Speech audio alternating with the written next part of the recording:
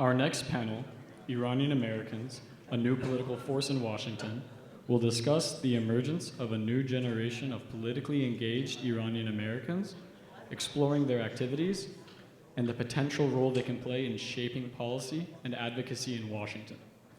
We will be joined by Shally Zomorodi, award-winning news anchor for Fox 5 San Diego's Morning News, Nikan Khatibi, CEO of Ahura Healthcare, who actively engages American elected officials, and Marjan Greenblatt, founder of Aram, a longtime activist and Nufti advisor. Moderating this panel is Mina Noorbakhsh, Nufti's creative director. Welcome our panel.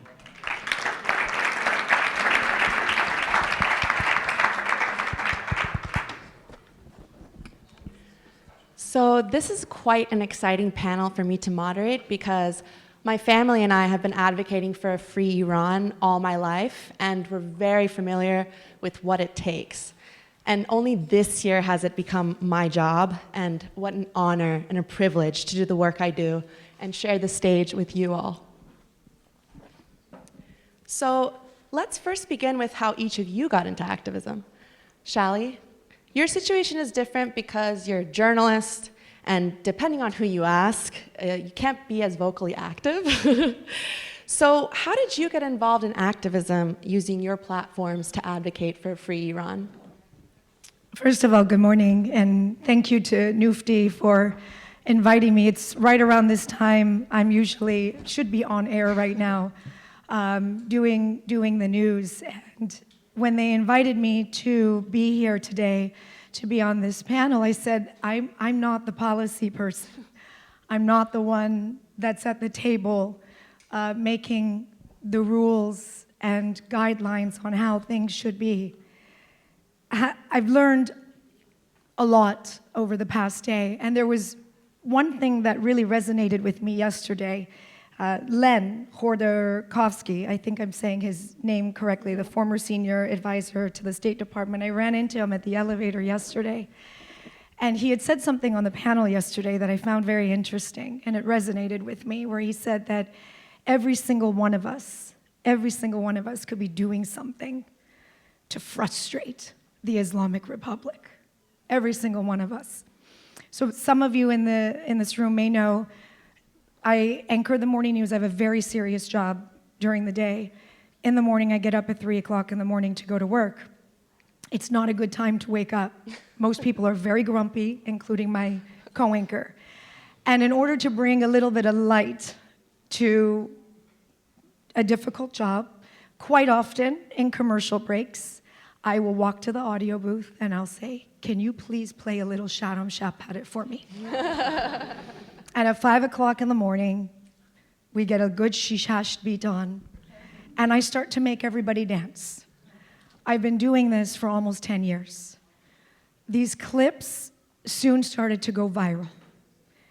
And all of a sudden, what started coming back were people in Iran dancing and sending the videos back and saying, Shally, look, we're dancing here too. I want to dance like you. I want to be happy like you. I want to be free like you.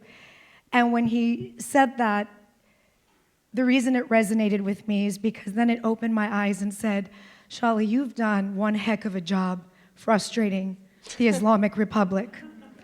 Because in the past few years, I've heard from many of them. I'm not quite sure if they're inviting me to come to Iran, what it is exactly that they're saying to me.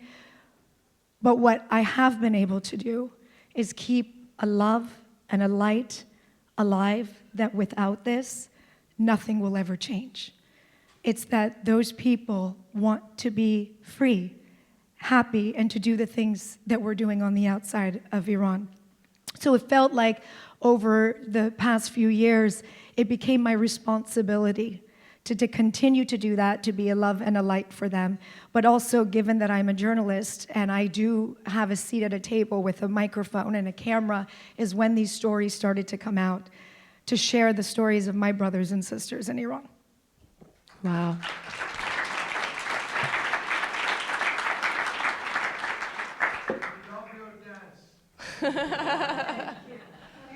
So do I.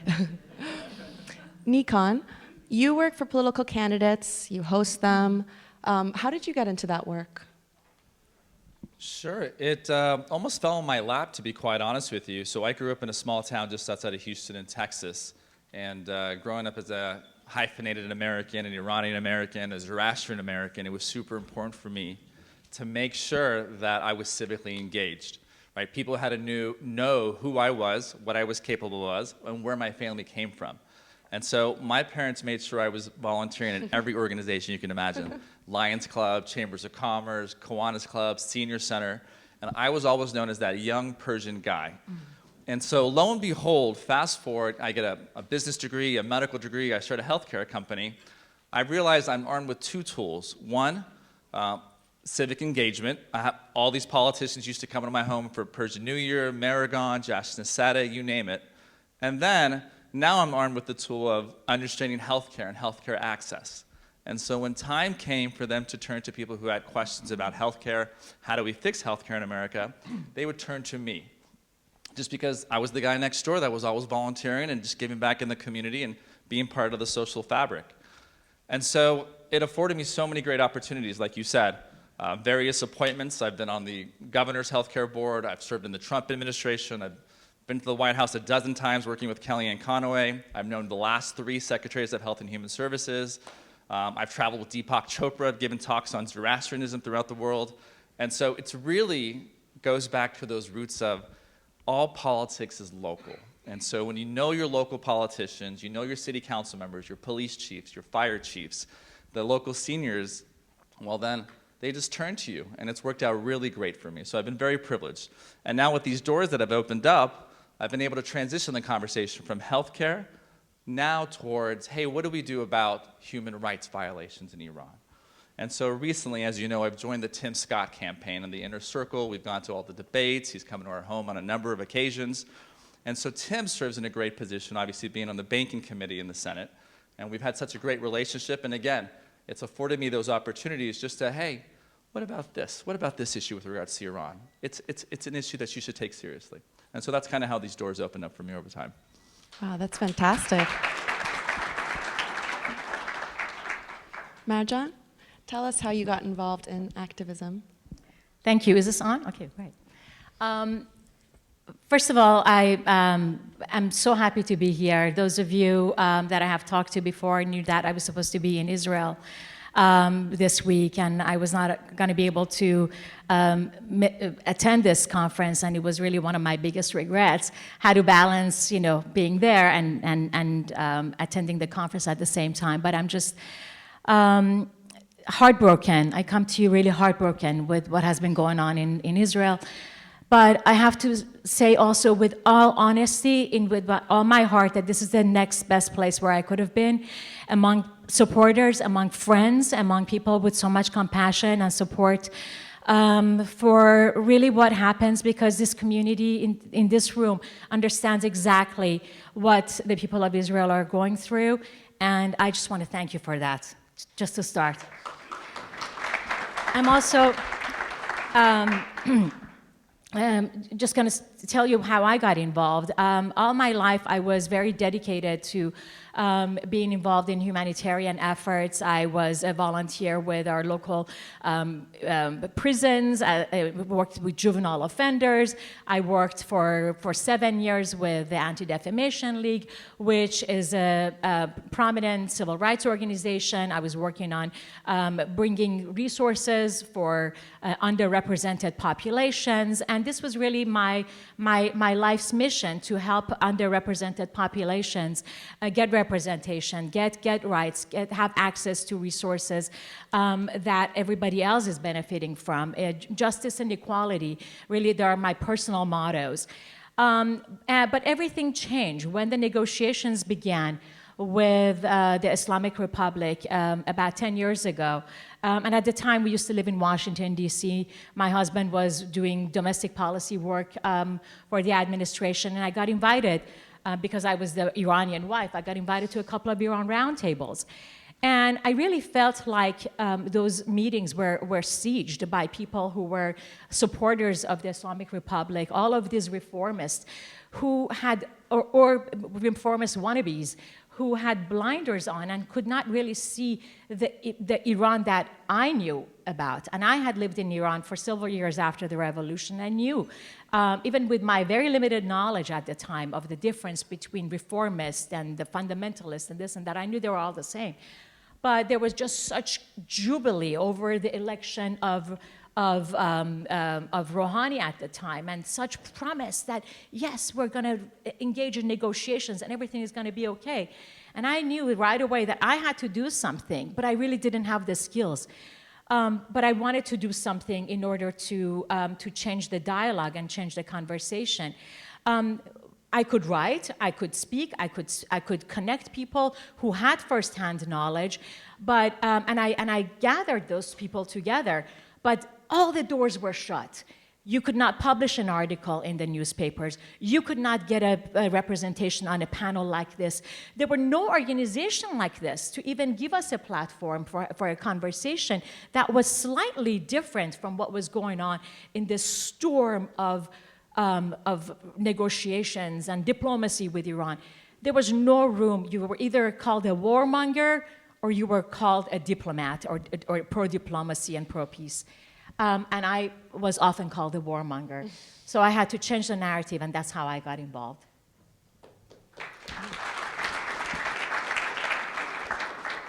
Such incredible stories, and I'm so glad it's led you all to this stage today.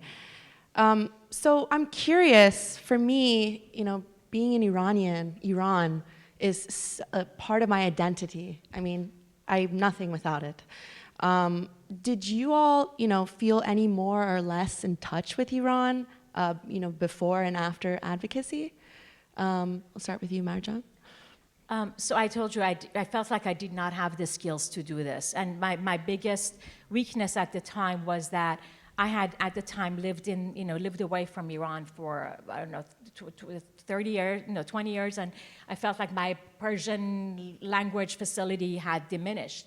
And so I knew that was a deficiency I had to really work on. And I did. And I not only I feel a lot more connected with Iran, right now I get 80% of my news source comes from Persian language diaspora media. It's either Kayhan of London, it's either Manotot, the Voice of America, International. These are great sources, and there are many others. Forgive me if I'm not listing them all. But I am using the Persian language media because I feel like they are really focusing on the most integral issues that are taking place, but also with a panoramic perspective. But in addition, yes, I am connected more culturally, and really my heart is there. My dreams are still about the streets of Iran. And when something happens there, I think that we feel the reverberations in our hearts and our minds all the time. Short answer. Wonderful answer. No. Shally, would you like to go next? Glad you asked me this question. So around my neck right now, this was a gift given to me. This is Iran. And the jeweler that made it for me, I said, I will buy this from you if you can put a Zomorodi, my last name means green emerald, and put it in the middle of Iran. And so I wear this around my neck very often. And I was recently on a panel with Her Royal Highness back in Los Angeles. And forgive me if you heard this, and I say this quite often. You can take a girl out of Iran, but you can't take Iran out of a girl. And I say that because as someone who is a daughter of an Iranian family, I was born and raised here. I've never lived in Iran in my life for not even a day. The last time I visited Iran, I was just 4 years old. But there's some connection that runs through me that wants to not turn my back away from it. It's alive in our home. It's alive with my kids. It's alive at my work. We celebrate Nowruz on Fox 5 every single year. And let me tell you the ironic part, and I'm learning this now, is that it took all these years to continue to identify with being Iranian, celebrating the Nowruz, putting on the Sharam Shapares, encouraging you to eat warm sabzi with chicken, which, by the way, I get yelled at all the time for that. Whoa. It's a crime. Now I know who was sending me the messages on social media. But last September, when the events started to unfold, all of a sudden these people who I was able to pull in with the غيرing, she's dancing again. She's doing this again. But what had happened is that all the work that I was trying to do to show the beauty of the culture, of our music, of our art, of our food, of our cuisine, of our people, all of a sudden the people who really weren't paying attention before said, why is Shally upset?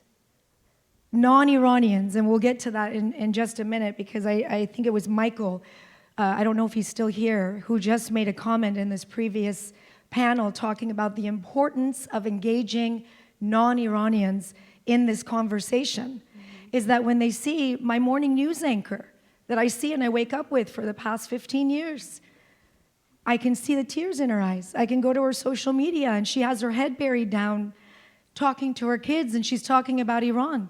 You know what happened after that? I started to see my non-Iranian friends sharing stories about Mahsa, caring about Iran, coming to the table and saying, how can I help? And I think that that was key, at least for me in my journey, in my path.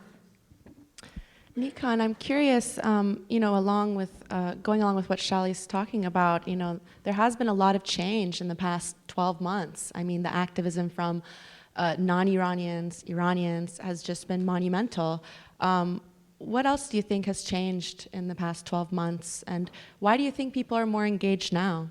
It's a great question. I would say it comes down to cultural diplomacy. I think that's one thing as an Iranian community we tend to forget, the power of reaching out to our non-Iranians and expanding our circles and bringing people from different walks of life and networks and people of the inspired together towards a common cause. And I think that's one of the key takeaways we should be taking from this conference is we can sit here, we can talk about all the atrocities, the problems we see in Iran, but at the end of the day, the movers and shakers who get things done are on Pennsylvania Avenue, they're in Congress, they're in Senate, and they're not going to maybe hear some of the things we talk about. They're going to see this as almost like a nagging episode, that we're always nagging about Iran. So it's important to break through those walls through cultural diplomacy, reaching out to them, talking with them, whether it be through dance and through the media, but really inviting them to your cultural events and getting to know them better. I would say, again, the key thing is cultural diplomacy. And then on a separate note, I know you had mentioned identity. Just like Shally, I've never been to Iran. I was born and raised in the US, but I think being that there was not a lot of Persians where I grew up, it was so important for me to maintain that hyphenated identity, right? That Iranian-American, that Zoroastrian-American. And so it afforded me the opportunity to really push towards identifying my culture and heritage and getting to know about Cyrus the Great, the Persian Empire, the Declaration of Human Rights, going to the UN, going to London, the British Museum, and seeing these cultural icons and learning about our history, but more importantly, sharing it with people. I cannot tell you, there has never been a Nowruz at my home where there is not civic leaders, politicians, members from the NRC, whoever at my home celebrating Persian New Year, Jashn Shade, Jashn Tirgan, whatever it is. And I think that's how you open up doors and move the needle forward, is through cultural diplomacy. So.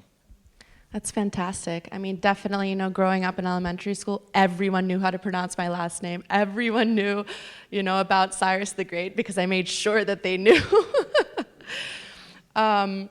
So the three of you have stayed involved so well. Let's talk about the other side of it. You know, how can we prevent people from taking a step back or, you know, falling off or not being as involved? I'm really curious to hear what you think about that. Marjan, would you like to start? Yeah, so I think you have to realize that this is a marathon, it's not a sprint. And many of us, whether it is because of the heartbreak of the news that comes from Iran on a day-to-day basis, or because of and the brutality, the relentless brutality of the Iranian regime, and now evidenced in Israel by their proxies and Hamas, the heartbreak and can just really get to you. You may feel like at some points you need to have a break from the activism. I think that eventually people who are doing this work will find a way to regulate and balance this. So I think, so recognize that it's a marathon. Renew your commitment to the cause. Even when things are complicated, there is division, there are fights among the opposition, we're humiliated because of these fights and because of this division. Just remember, what is the goal here? It's not to put down this person or that person. The goal is to reach and free Iran, and we want to eliminate the repressive regime, and we just have to keep focus on that, and I think that is a fuel that motivates and keeps things going. And then the third thing is that you need to find your own avenue for activism. You know, I am so amazed at the doctors who are involved, as the healthcare professionals who are involved in different ways. You have to know what your skills are, what is the best avenue for you, and choose that. Anybody can be a human rights activist. You don't need to look like Amal Clooney or have her money in order to advocate for human rights in Iran. I'm exhibit A for the fact that you don't need to look like Amal Clooney or have the money. You can just have the heart and have the compassion and the willingness to do it. And just keep going. Don't let these distractions, don't let the divisions get to you, and keep going. Just on that note, I should say there's a number of doctors who signed the Declaration of Independence in the United States, and there's a lot of doctors who are in Senate and Congress, and so we're actually not just in healthcare, we can do a lot of different things. So I love that you brought that up. You know, one of the challenges in media, and we deal with this on a daily basis, is finding stories that people care about and they want to watch. Unfortunately, in the news, so much that we put out there is noise. I can tell you politics, because I think the name of this panel is I'm Not Political, right? New political force. Yeah, but it was a lot of people who just didn't want to get involved in politics. I'm one of those people. I'm a journalist. I mean, by really not by choice. I have guidelines that I follow as a journalist. For me, this is beyond politics. This is about humanity, and I'm a mother to 4 children. I'm going to do everything in my power to make sure that while I'm here, I leave this world for my kids and for all the kids in this world better than that was given to me. So for me, this is above politics. But keeping people engaged is about telling stories that people care about. And that's been the biggest challenge. There was a time, and you saw this, and I don't know if any of you had this feeling, when I was putting on the news, the protests and the Women Life Freedom, when we put the clip of Harry Styles holding up the Iranian flag during his concert, I mean, I've been in the news industry for 24 years. Have I ever seen the American community and non-Iranians step into Iran, defend Iran? Because when I was growing up, quite honestly, it wasn't the coolest thing to be Iranian. I was bullied. I was ran out of 3 schools, called many names growing up. That's changed. That has changed. And now when I talk to people, oh, I know Iranian. My best friends are Iranian. I go to their house for, Persian food. I love that crispy, ricey thing that you guys serve. But when they care, and they care about their neighbor, and they're their friends, then they begin to care about those things that their friends care about. Mm-hmm. So I will continue with this, but just before we started this, I went live just to tell everybody where we're at. And there were quite a few people from Iran who were watching. And the one thing that I love that they keep saying is they say, thank you for not forgetting about us. Thank you for caring and not turning your back on us. So the more that we can continue to tell stories, find ways to tell stories that you bring people in is what really matters. Yeah, no story is ever too small, no act is ever too small, and keeping the conversation going is so incredibly important to this movement. Nikan, do you have anything you'd like to add? I'll just simply add that I think civic leaders aren't lone riders, and what that means is they have a network of the inspired and organizations around them. And so if you expect to move the needle forward again, you have to be engaged in various communities, not just this incredible organization, which I love, Nufti, but so many other organizations, whether it be your local trade associations, like you said, healthcare associations, media associations, those organizations, again, will hear your story and they will be champions for your story as well. And that's how you move the needle forward, by having all these various organizations and groups saying the same thing, especially, like she said, non-Iranians. When non-Iranians can also come to your cause, that's pretty incredible. So, Marjan, I know that you're in touch with the people inside Iran. How do the people inside react to people being more engaged here in the U.S.? Could you just speak on that a little bit? So I have to say that I am in awe of the people of Iran, by their courage, by their integrity, by their determination. I think that the activist or diaspora activist community really is fueled from the courage and the determination that the Iranian people are showing every day by lifting their hijabs, by going on social media, by sharing their stories. And I post some things, through different outlets that I have. And I share it with some US-based or European-based Iranians, activists, whatever. I said, hey, just FYI. And they were like, I don't know if I want to click like because I like to go back and forth to Iran, or I like to be able to, I don't want to get political. And they're afraid of clicking like. And they should be ashamed of themselves for ignoring this information, ignoring all of this news that is coming out of Iran. But meanwhile, I see that the Iranians are not only active in sharing their stories, but they know the risk. They're at greatest risk. So there is definitely this symbiotic relationship, because those of us who are really committed see the courage, and we feel ashamed of ourselves when we don't act and reciprocate the courage that they are showing. The stories keep coming. And admittedly, the past 7 days, my focus has been mainly on the atrocities that are happening in Israel, are getting uncovered day after day. But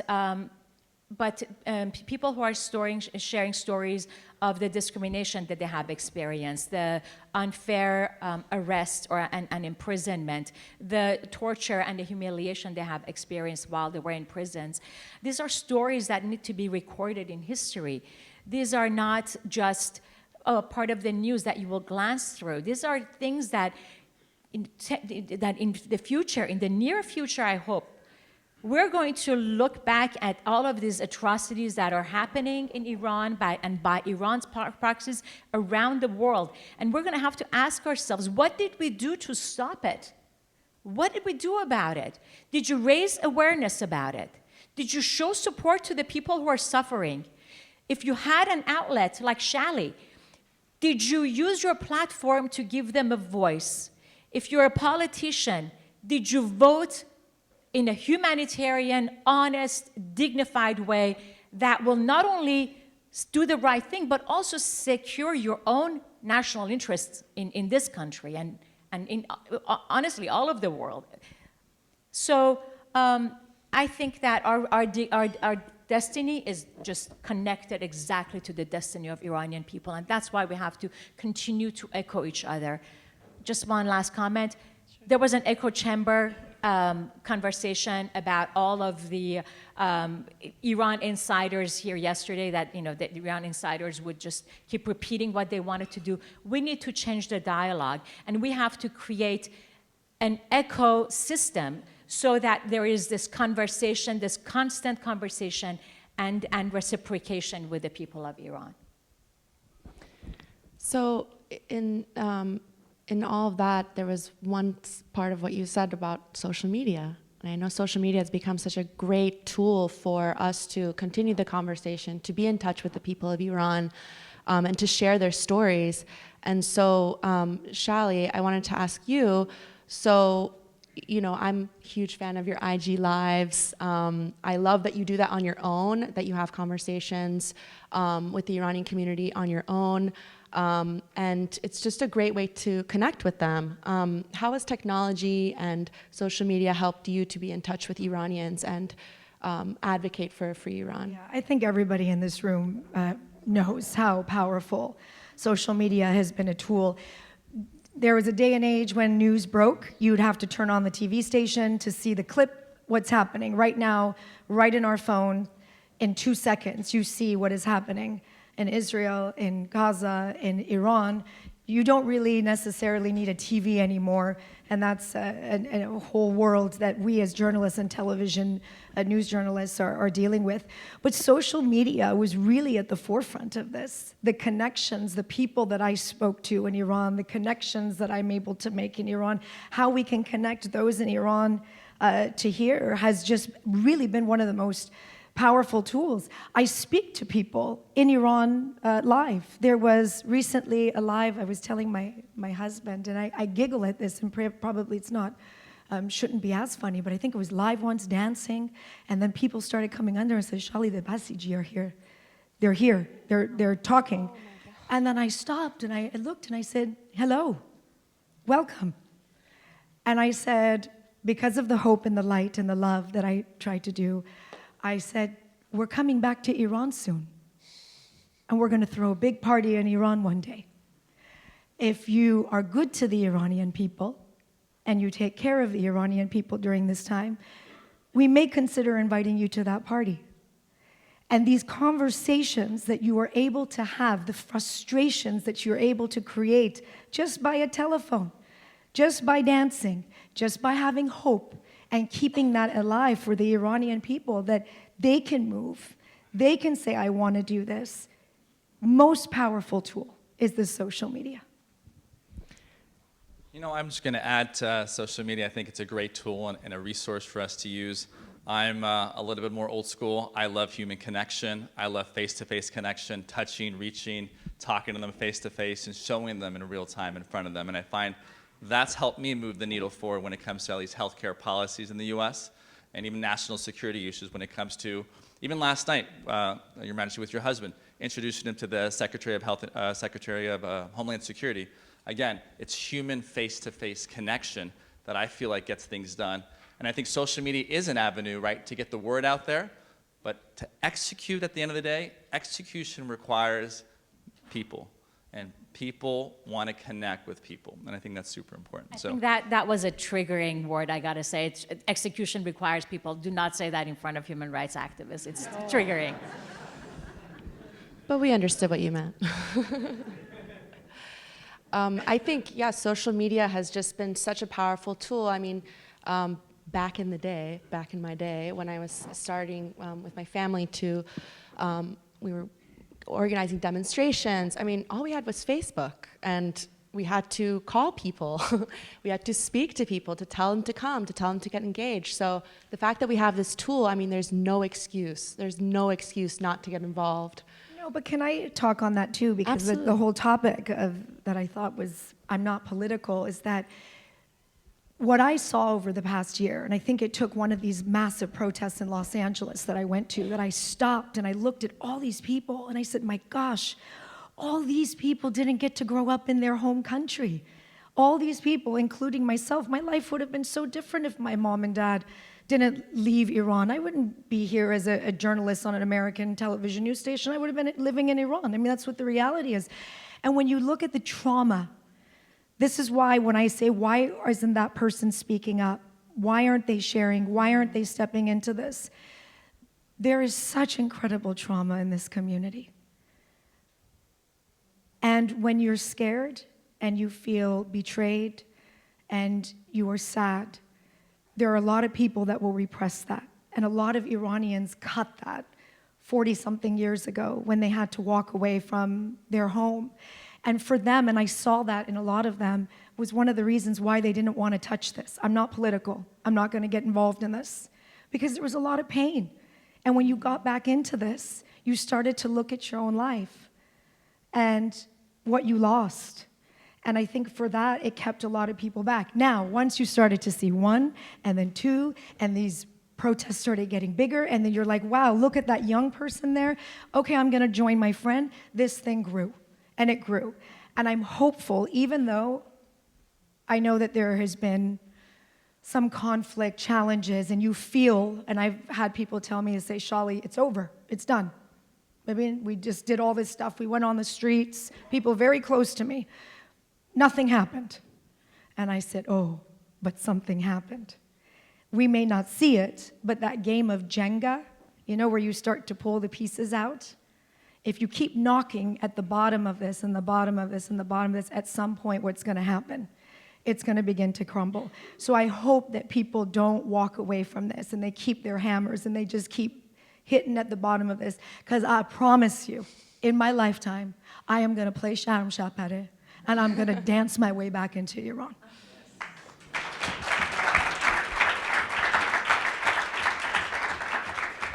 Can we dance together? I dance with everybody. So, for all of you, what impact do you think Iranian-Americans have had on Washington and on politics in general? I know we've talked about this, you know, in totality, but yeah, Marjan, would you like to start? I think today, you know, all of us being here with the Mahsa Act achieving what it has achieved, I think what we can say is that we have changed the conversation from where it was 10 years ago. And that in and of itself is something to celebrate and something to be incredibly proud of. I want to also give Nufti a huge kudos for the role that it has played to get us to this point. And you know, I have seen many other organizations, again, like I said, you know, I started 10 years ago. To some people, it's a long time. To some people, it's not long enough, because I know that so many of you have really dedicated your lives since leaving Iran. I'm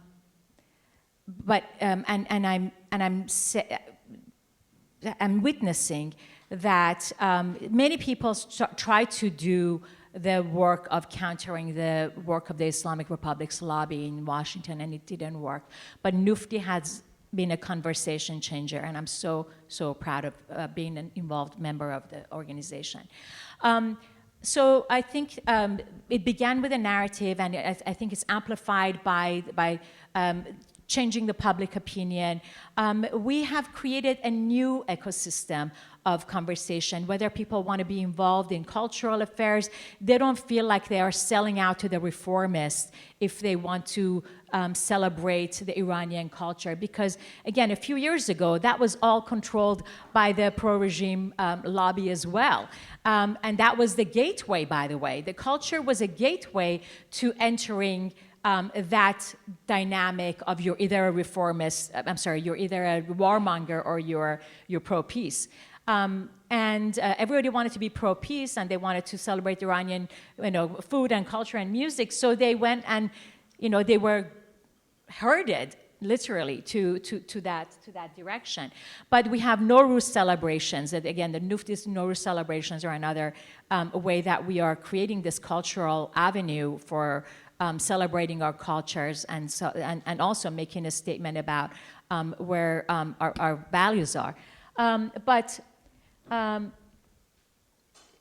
we should celebrate our, as it was said, we should celebrate our accomplishments and know that we have a new game in town, and everything is going to be different from now on.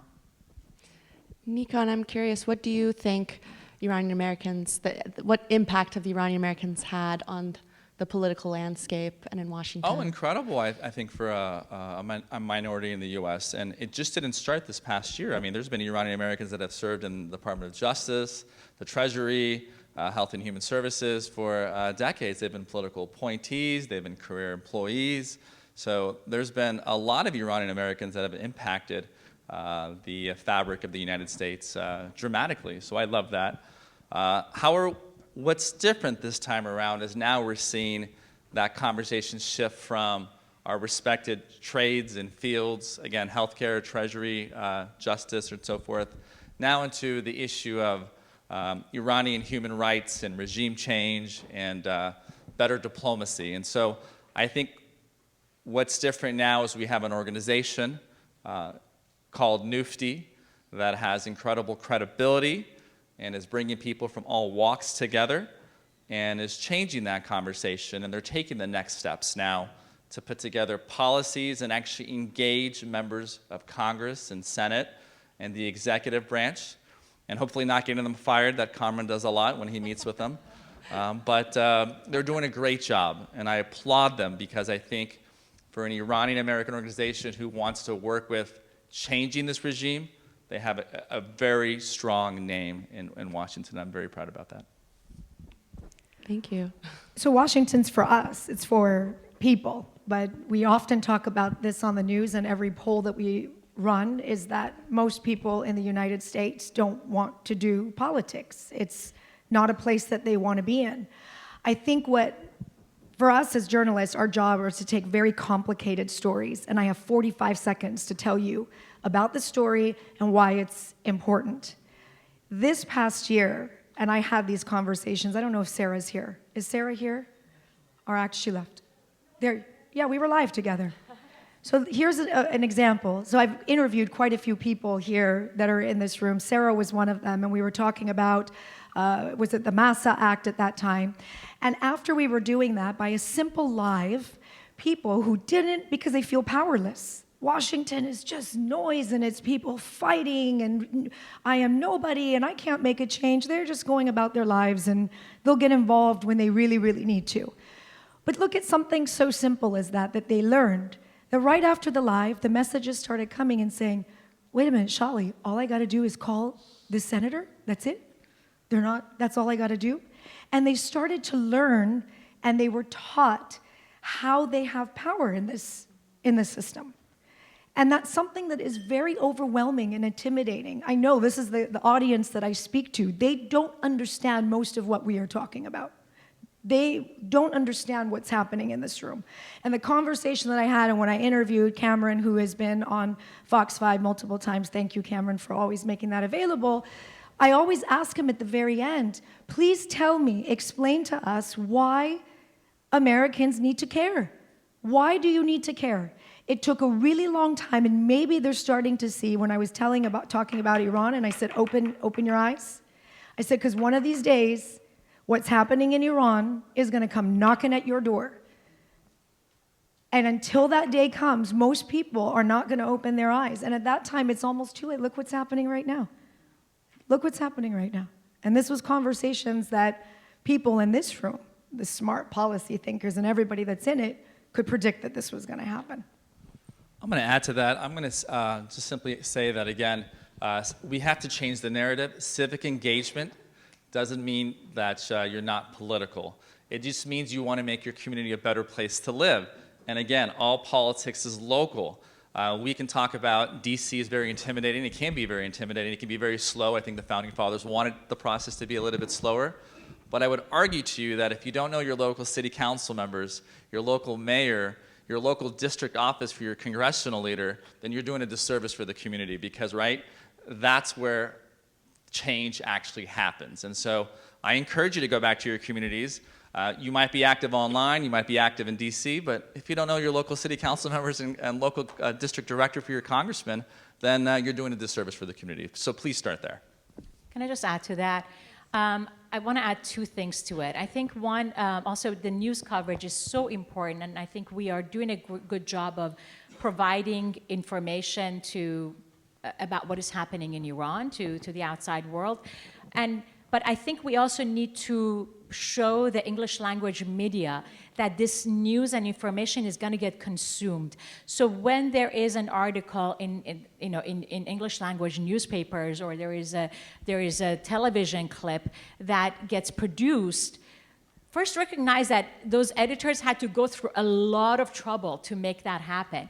So reward them by clicking and sharing, because that will show the editors that there is an interest and an appetite, and we have to keep that going. Otherwise, we're going to go back to the pre-Mahsa era, where nobody cared about human rights situation in Iran or the policy implications of supporting that. So click and share English language news that comes out of Iran. And the second thing is, if you can yourself.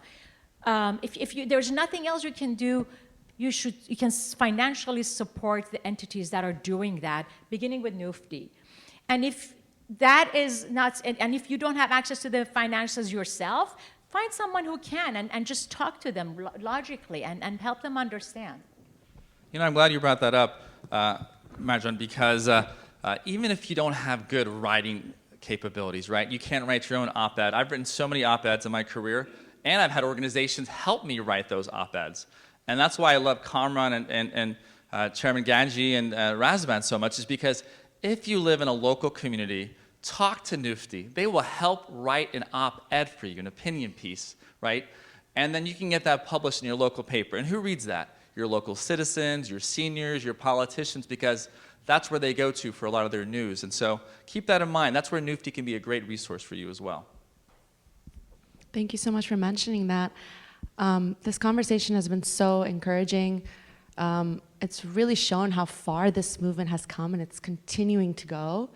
I would love to open up the floor to any questions that anybody would like to ask our panelists.